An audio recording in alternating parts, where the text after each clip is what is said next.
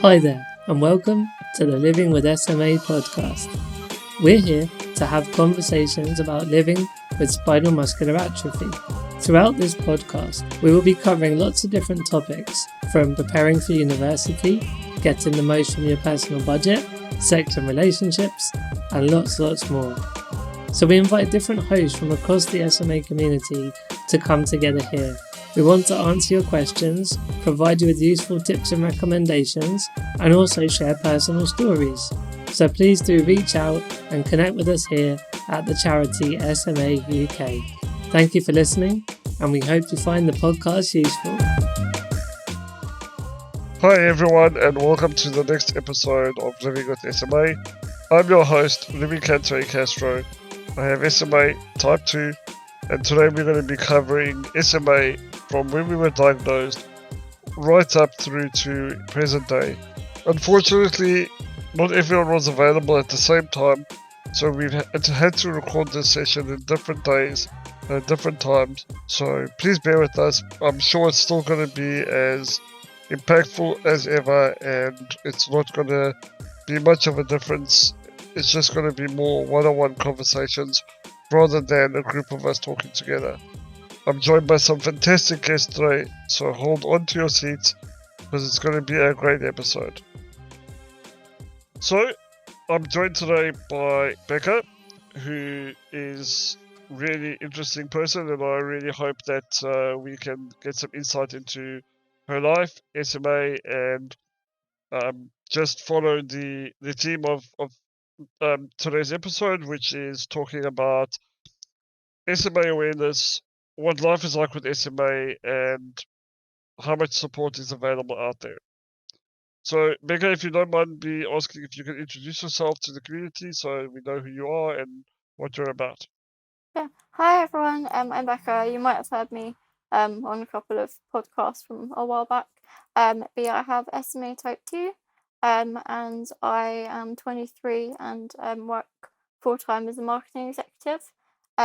So yeah, I've been part of the SMA UK charity since I was around 5. Yeah.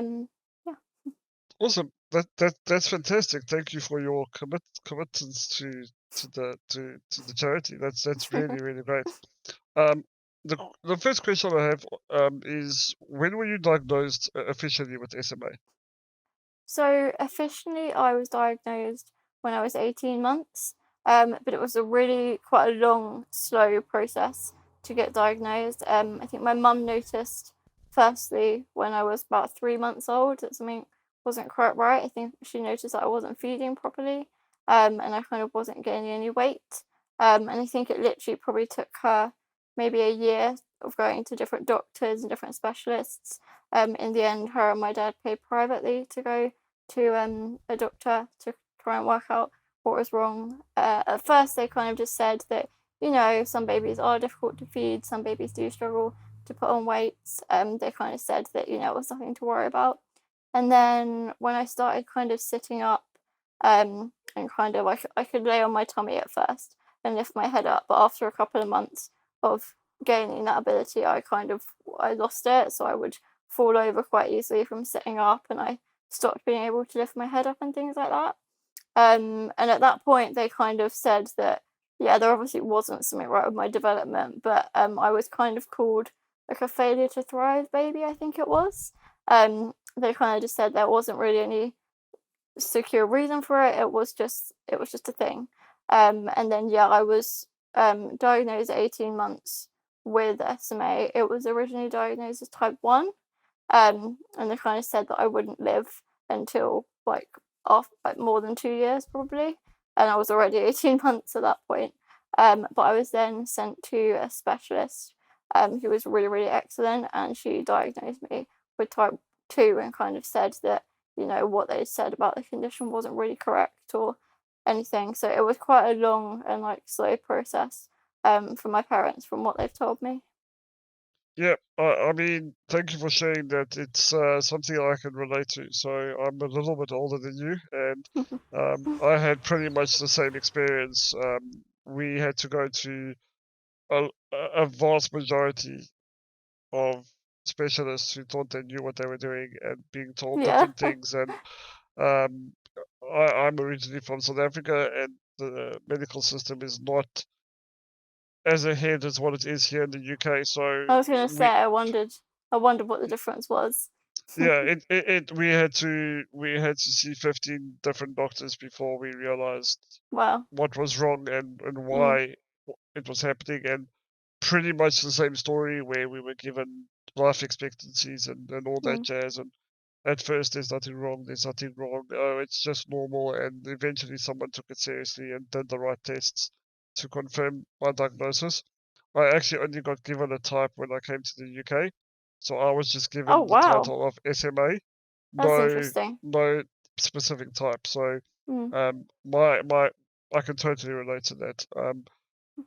The next question I have for you is, at the time of your diagnosis, from your parents and yourself, what kind of support was available to you and your family? I think emotional support is kind of a different aspect. I'll come back to that, but I think physically, they did kind of, once I'd had that diagnosis, from what I know, they did kind of throw a lot into it. I remember, I think within literally a couple of weeks, I was cast with a body brace, to kind of help my spine not deteriorate so quickly, which I know, for younger kids now, they're not that keen on doing, which I find really strange because it was literally only because I had that brace from so young that I was able to wait for spinal surgery until I was 12. Um, so I was given lots of different appointments for physios, and yeah, I think I had weekly physiotherapy until I was 13, 14, and I think it was only then that it stopped because I decided that I didn't need it anymore. I was capable of doing it myself with my carers. I think I was given, yeah, there was quite a lot of kind of physio and not rehabilitation, but that sort of area of support given. There wasn't really any support given in terms of like more medical support. So up until I was about 5, I was in and out of hospital constantly, probably for 6 months of the year in total. And it was only when I turned 5 that they gave me a gastrostomy, which is like a peg that goes into my stomach so I can be given medication and kind of supplements if I'm not able to eat properly. And they also gave me a BiPAP, which is an overnight ventilator, to sleep with at night. And that kind of literally within the space of a couple of weeks kind of managed to turn things around because yeah, it meant that I was able to rest with my lungs, to kind of prevent infections and things, and I was actually able to start putting on weight, because I could kind of get the nutrition I needed. But Mhm. that aspect of it took a long time for them to kind of take action rather than just kind of listening to my parents and saying, Yep. "Oh, hopefully it will get better." In terms of emotional support, I'll be honest, I don't. From what I've heard from my parents, I don't think they were given much emotional support at all. Um, I think they were quite lucky in the fact that my parents were obviously very close, and they did kind of go through it all together. And I think they did kind of have the resources if they needed the emotional support to pay privately. But I know that obviously most people don't have that option. So I think the emotional and like kind of mental support is an area that's really lacking after diagnosis. Mhm. And I also didn't receive any kind of care support until I was, I think, 5. So it was only when I went on the BiPAP and they saw that I had obviously I was deemed as having very like more medical needs that they gave the support. Even though my mum had my brother when I was 3, so she was at home trying to do all of my care Mm. and care for my newborn brother, and my dad worked away with his job. So it was only once it was deemed more medically necessary that they provided care support. Okay. And you said that you've been involved with SMA UK even before it was called SMA UK from Yeah. the age of 5. What briefly, what is that? How has that experience been for you? Yeah, it's been great. I mean, I think it was it was kind of like a salvation for my parents, I think it was kind of one of the main ways that my mum obviously found kind of friends that were in similar situations and knew what she was going through. With regards to obviously like having a child with disability, it was also like an amazing way to get kind of knowledge of like what to do and what not to do. I think a lot of kind of doctors, they can give advice, but they don't really understand the difficulty of balancing, what a 5-year-old wants to do compared with, you need to do 4 hours of physio a day. Mhm. So I think the advice that they give isn't always kind of feasible. So I think a lot of that aspect was great. I know she used to, I think it was almost like a buddy system, Mhm. where I think people with newly diagnosed children were paired with parents of more experienced, like children that had SMA, and they would kind of provide like weekly support or just like almost like phone counselling maybe, but Mhm. more just like general support.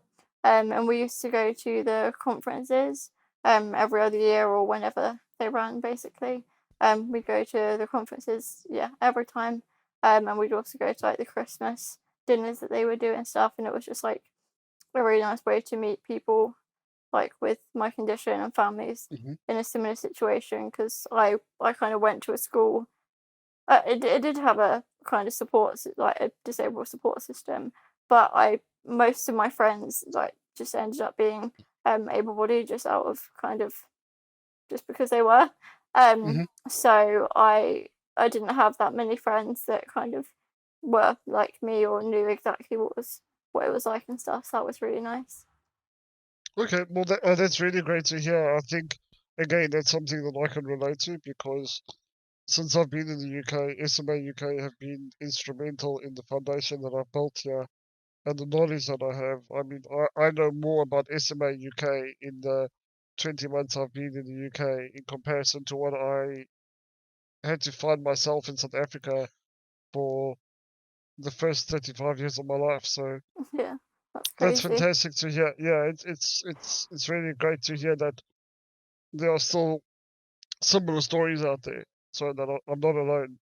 No, definitely not. Last question would be, what would you tell your younger self?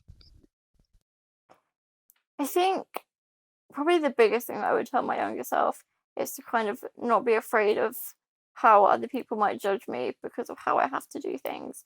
I think when I was younger, I decided like a lot of situations, if I had to participate differently, I decided not to participate at all.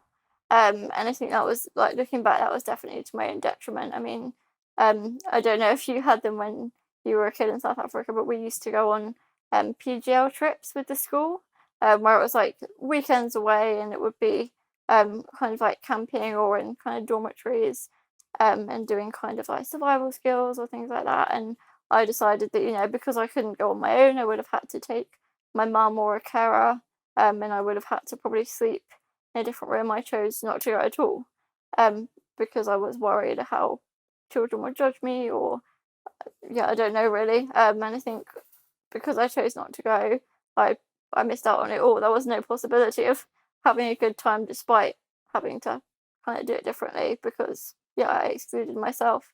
Um, so I think the biggest thing I would say to myself is, if there is something that I want to do, then you might have to do it differently, but that doesn't mean that it won't still be fun and you won't still kind of make good memories and things. That's fantastic advice. I think, um, again, I can relate. There were situations where I chose I'm not going to partake in an activity. And there were times when I did and regretted that the previous time I didn't. So Yeah, it's completely understandable. I think when we're younger, we sometimes just choose the easiest route, and yeah. that's not sometimes the best route. So I really appreciate you sharing that with us. Thank you for sharing your story and what your journey's been like so far. And we look forward to hearing from you again sometime soon to see what you're up to and how much chaos you're causing in the world.